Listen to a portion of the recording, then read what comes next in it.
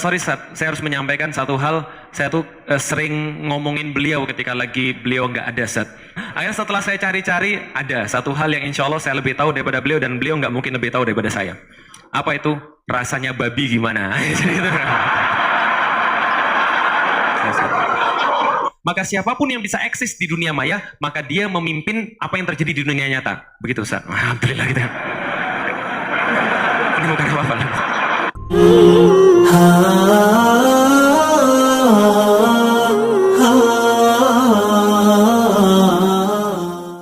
Assalamualaikum warahmatullahi wabarakatuh. Sahabat ngaji bareng semuanya, semoga kita dalam lindungan Allah Subhanahu wa taala. Amin ya rabbal alamin. Nah, pada kesempatan kali ini kita akan mendengarkan yaitu sebuah ceramah yang dimana dua Ustadz Felix Show dan Ustadz Adhidayat satu panggung. Ini adalah ceramah yang sangat seru, yaitu bisa kita dengar ceramahnya langsung. Mari kita simak. Bismillahirrahmanirrahim. Assalamualaikum. Assalamualaikum warahmatullahi wabarakatuh. Alhamdulillahirabbil alamin. Wassalatu wassalamu ala asrafil anbiya'i wal mursalin wa ala alihi wa sahbihi ajma'in. Asyhadu an la ilaha illallah wa asyhadu anna Muhammadan abduhu la nabiyya ba'da. Wa qala Allah ta'ala fil kitabihil karim, a'udzu billahi minasyaitonir rajim. Bismillahirrahmanirrahim. Wa man ahsanu qala mimman da'a ila Allah wa amila shalihan wa qala innani minal muslimin. Alhamdulillah, puji dan syukur senantiasa kita panjatkan kepada Allah Subhanahu wa taala, Rabb semesta alam, pencipta langit dan bumi, pencipta kita semuanya. Kepadanya lah kita menyembah, kepadanya lah senantiasa kita bersyukur, karena kepadanya pula kita akan dikembalikan pada satu saat yang tidak ada keraguan di dalamnya. Salam dan salam semoga tercurah dan terlimpahkan kepada baginda Nabi besar Muhammad sallallahu alaihi wasallam, manusia mulia yang insyaallah senantiasa kita teladani, senantiasa kita contohi setiap perbuatan-perbuatan maupun perkataan-perkataannya, dan kita memohon kepada Allah agar setiap yang beliau bawakan buat kita ini mampu kita tiru, mampu kita teladani, mampu kita contoh sampai dengan kita dijemput oleh Allah Subhanahu wa taala. Amin. Alhamdulillah, ikhwani fillah dirahmati Allah. Tadi zuhur saya mendapatkan pesan singkat di WhatsApp saya. Lalu kemudian menyampaikan begini, Ustadz Adhidayat dari kemarin mencoba menelpon antum nggak bisa-bisa. Saya langsung mencelos kemudian jantung saya.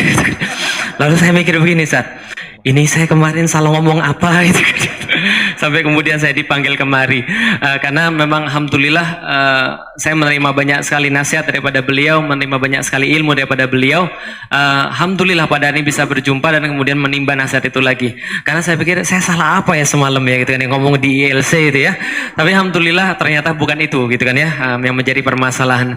Alhamdulillah saya juga bingung ya kalau seandainya tadi beliau ceritakan, dan kebetulan saya juga membaca beberapa tadi di media sosial, ada yang mengkritik beliau gitu ya, terus kemudian diajak debat gitu ya. Sorry, saya harus menyampaikan satu hal. Saya tuh sering ngomongin beliau ketika lagi beliau nggak ada, tapi insya Allah ngomonginnya yang baik gitu ya. Kita tuh kemarin ngomong begini, berani-berani ya ada orang mau mendebat Adhidayat ya. Lah kalau saya tuh mau debat ke Adhidayat itu ya, degan ketemu dengan Ustadz Adi daripada kemudian kemarin di acara. Lah kenapa? Karena kalau seandainya ketemu yang kemarin nggak ada masalah. Kalau misalnya debat sama Adhidayat itu ya, baik kita mulai acara debatnya, beliau mungkin bilang, Assalamualaikum warahmatullahi wabarakatuh. Makasih Ustadz, saya sudah paham. Mohon maaf aja gitu. Jadi artinya alhamdulillah ya. Jadi memang ajaib, memang mungkin pengetahuannya luar biasa ya, sehingga beliau kemudian berani kemudian untuk berdebat tadi. Tapi kita hargai, bagaimanapun juga banyak orang yang mencari cara bagaimana caranya bisa lebih bagus daripada Ustadz Adhidayat. Dan itu adalah sesuatu yang baik di Indonesia insya Allah. Cari apa sebenarnya yang saya bisa lebih hebat daripada Ustadz Adhidayat.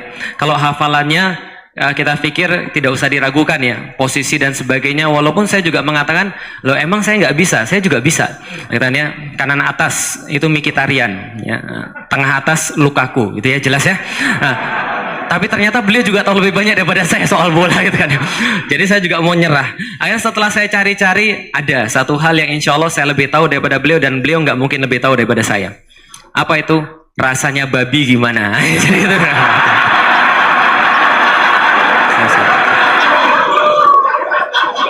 Nanti jangan sampai di media sosial antum posting yang itunya. Ya, jadi gini Bapak Ibu sekalian atau teman-teman sekalian, alhamdulillah. Jadi kita ini hidup di dalam dunia yang memang sekarang lebih banyak dunia mayanya ya. Dan saya sudah nulis dalam buku saya judulnya The Art of Dakwah, bahwa dalam buku The Art of Dakwah ini ada perubahan lanskap dakwah yang sangat besar, yaitu adalah bahwa dakwah ini mulai banyak sekali di media sosial, dan itu mulainya ketika tahun 2007 ketika teman-teman lebih banyak punya handphone, dan bahkan waktu itu pun tukang becak pun punya handphone, dan peningkatannya itu tinggi sekali. Jadi kalau bisa dibandingkan datanya pada tahun 2014 itu BPS mengeluarkan data bahwa tahun 2014 dan tahun 2015 prediksi mereka pengguna internet itu sudah 88 juta orang. Bisa dipahami ya? Jadi 88 juta pengguna internet. Setelah kemudian diteliti pada tahun 2015, ternyata bukan 88 juta pengguna internet, tapi 96 juta pengguna internet. Sekarang katanya roughly sekitar 100 sampai 115 juta pengguna internet di Indonesia.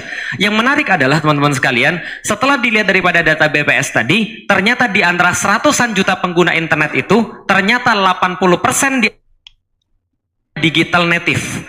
Digital native ini adalah orang-orang yang mereka lebih banyak hidup di media sosial dan sudah tidak lagi analog. Kalau saya, Ustadz Adi, itu lahir di zaman analog, tapi beraktivitas di dunia digital. Maka kita sebenarnya penjembatan antara dunia analog dan dunia digital. Tapi ada orang-orang yang sudah lahir di dunia analog nggak bisa beradaptasi dengan dunia digital. Ada pula orang-orang dunia digital yang tidak lagi tahu tentang dunia analog. Inilah namanya digital native. Ciri-cirinya dipublis oleh media. Ciri-ciri digital native ini adalah satu, mereka lebih rela kehilangan kuping daripada kehilangan paket internet. Ini mereka. Jadi saking kemudian keterlibatan mereka dengan HP ini sangat tinggi sekali dengan gadget ini, maka mereka lebih mementingkan paket internet daripada telinga mereka. Ini adalah kemudian dunia digital native. Nah, ternyata 80% daripada ratusan juta itu, atau sekitar 80 juta orang di Indonesia itu beraktivitas di internet. Pertanyaannya, mereka beraktivitas di internet berapa lama? Di zaman saya, tahun 90-an, tahun 80-an, itu yang paling banyak media penyebaran adalah televisi. Maka orang-orang melihat televisi rata-rata 5 setengah jam per hari di zaman saya. Ciri-cirinya apa? Bapak-bapak yang lahir tahun 80-an, angkat tangan. Yang lahir tahun 80-an? Nggak ada. Atau lebih bawah daripada tahun 80-an, 75, 77 gitu. Siapa pembawa acara dunia dalam berita?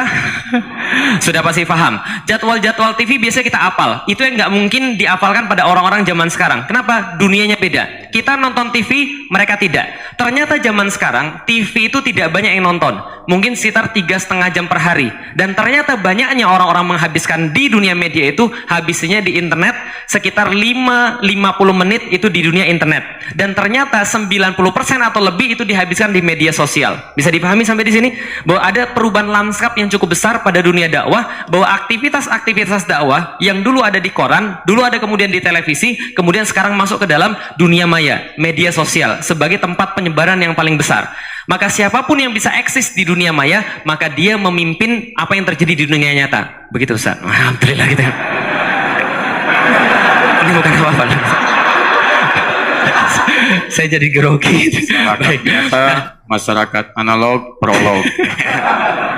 Baik, jadi kita lanjutkan. Alhamdulillah. Jadi ini adalah kemudian perubahan lanskap yang cukup besar. Nah, sehingga banyaklah kemudian perdebatan-perdebatan itu sekarang dunia media sosial, teman-teman sekalian. Nah, perlu kita sampaikan sebenarnya, teman-teman sekalian, apa sih kunci daripada semua ini? Kuncinya yang pengen saya sampaikan pada malam ini sebelum kita kemudian sholat Isya adalah inti daripada dakwah, teman-teman sekalian, yang mengawali daripada adab, ilmu dan sebagainya yang saya pelajari dari beliau, saya pelajari daripada ustadz-ustadz yang sekarang insya Allah ikhlas berdakwah di Indonesia.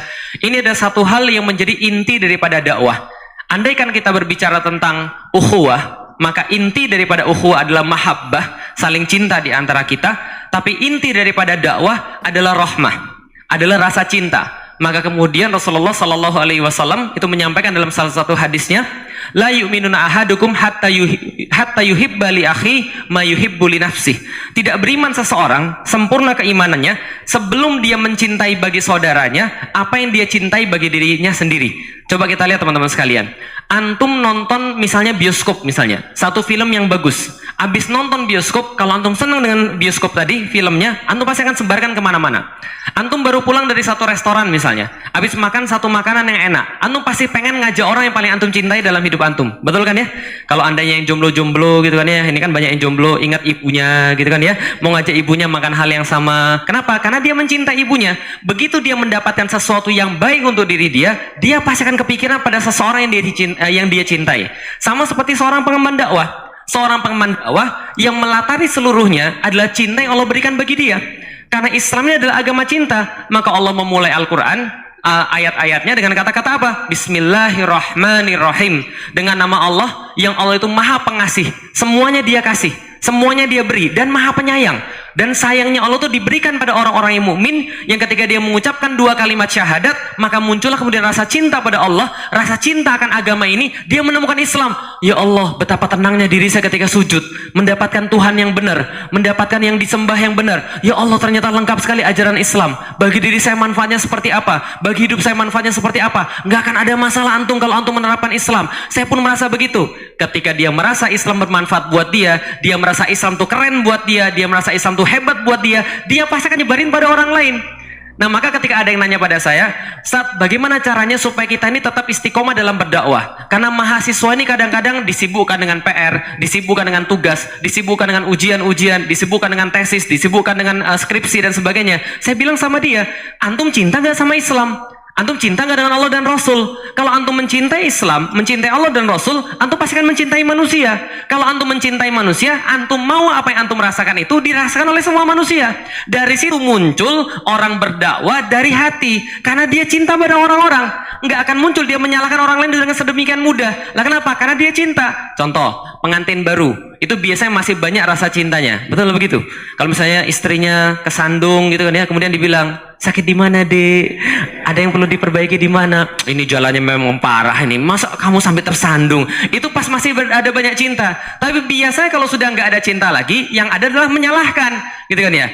Istrinya kesandung, ngomongnya kayak tadi. Bukan, ngomongnya, makanya kalau jalan pakai mata, misalnya gitu.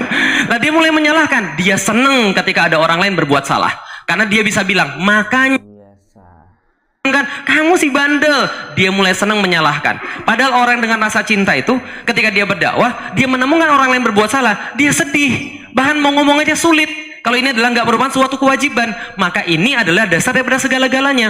Bagaimana adab itu bisa dibentuk? Karena rasa cinta. Kita mendapati orang lebih berilmu, kemudian kita tunduk karena ilmunya. Kita mendapati orang menyampaikan Islam, kita ambil kebaikan-kebaikannya. Kita hargai usahanya dalam menyampaikan kebaikan. Kita ambil apa yang bisa diambil daripada dia. Kita merasa nggak lebih baik daripada dia, karena bisa jadi walaupun kemudian penyampainya tidak sebagus yang kita punya, tapi karena niat yang diterima oleh Allah Subhanahu Wa Taala. Tapi bisa jadi karena kita lebih terkenal, bisa jadi kemudian kita lebih pintar, lantas kita kemudian sombong dengan kepintaran itu, lalu kemudian jatuh dengan kepintaran itu, jatuh dengan keterkenalan itu, lalu kemudian kita tidak dikenal di sisi Allah Subhanahu Wa Taala. Kita berpikir begitu karena semua bagian daripada rasa cinta tadi. Ini adalah bagian daripada adab tadi. Nah, saya pikir itu yang pengen saya sampaikan secara singkat. Kalau misalnya teman-teman mau baca lebih banyak, tahun 2007 Ustaz, ketika saya mulai dakwah di media sosial, di Facebook itu saya nulis ada dua. Ya, waktu itu belum ada media sosial, sehingga saya tulis judulnya Etika Dakwah Dunia Maya. Itu ada dua. Yang pertama adalah etika debat dan diskusi. Yang kedua adalah etika posting dan bersikap. Jadi bagaimana sih ketika antum bersikap di dunia maya? Bagaimana ketika antum mau mendebat orang di dunia maya? Apakah setiap orang yang kemudian hadir antum tidak suka lalu antum harus debat? Enggak juga begitu. Apakah setiap orang yang enggak setuju sama antum harus kemudian debat agar semuanya sesuai dengan antum? Enggak juga begitu. Kadang-kadang ada waktunya di mana kita menjelaskan, ada waktunya di mana kita kemudian meninggalkan. Nah, kapan kemudian proses itu terjadi? Nah, itu kemudian saya tulis judulnya Etika Dakwah Dunia Maya 1 dan 2, tentang etika posting dan bersikap, dan satu lagi tentang etika debat dan diskusi. Nah, itu bisa dibaca di felixshaw.com. Artikel sederhana saja, saya cuma merangkum beberapa dalil tentang kemudian diskusi dan debat, tentang posting dan bersikap yang disesuaikan dengan zaman now. Baik, terima kasih teman-teman sekalian. Ini bisa saya sampaikan selaku Ustadz dunia maya, gitu kan ya, selaku orang dunia maya dan goib, gitu kan ya. Insya Allah kita akan mendengarkan bareng-bareng dari Ustadz Adi, yang insya Allah, masya Allah, bagi saya Indonesia terusnya bersyukur, dan memang betul kita memang merasa bersyukur di Indonesia punya orang-orang yang ikhlas, dan kita dianugerahkan oleh Allah kesempatan yang belum diberikan saya pikir di tempat-tempat yang lain. Giroh yang sangat besar untuk bersatu, giroh yang sangat besar kemudian untuk bersemangat, lalu kemudian mereka mencari Islam, dan ghirah-ghirah inilah yang insya Allah akan kita jaga dan bagian daripada kebangkitan Islam. Wallahu a'lam bishawab. Assalamualaikum warahmatullahi wabarakatuh. Masih 20 menit. Masih 20 menit, oh baik. Saya kira sudah ada waktunya. Baik. Teman-teman sekalian, alhamdulillah bagian pertama Ustaz Felix sudah memberikan banyak pelajaran kepada kita dari mulai transformasi dunia-dunia yang tadi disampaikan oleh beliau, masyarakat analog, masyarakat, sampai kemudian ditutup dengan kalimat-kalimat cinta. Saya sangat berharap mudah-mudahan dengan nilai-nilai apa yang disampaikan meresap dalam kolbu kita, dan beliau pun saya kira malam ini naik jadi statusnya dari Ustadz Dunia Maya jadi Ustadz Dunia Cinta, ya. Baik, karena cinta kebaikan yang beliau tampilkan, insya Allah.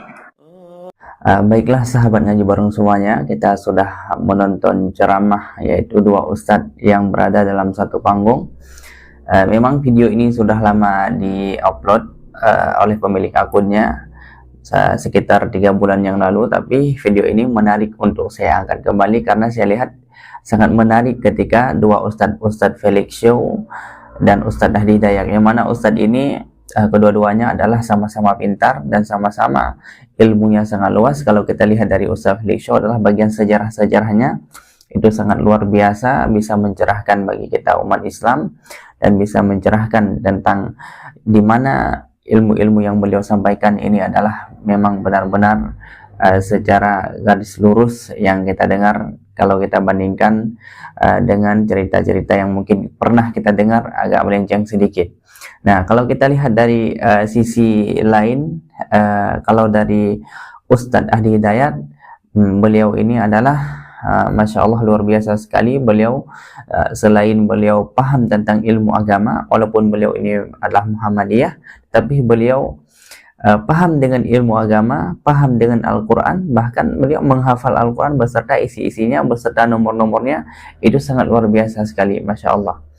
Nah, makanya ketika beliau dalam satu panggung, bahwa apa kata Ustadz Felix Show, bahwa Ustadz Ahdi Hidayat belum pernah merasakan yang lebih tahu daripada saya, belum pernah tahu yang lebih daripada saya, yaitu ketika beliau tidak tahu makan babi. Nah, itulah ketika kita melihat bercandanya para alim ulama, orang-orang yang berilmu sangat luar biasa. Terima kasih kepada sahabat ngaji bareng yang sudah menonton video ini. Semoga video ini bermanfaat untuk kita semua. Amin amin ya rabbal alamin. Nah, assalamualaikum warahmatullahi wabarakatuh.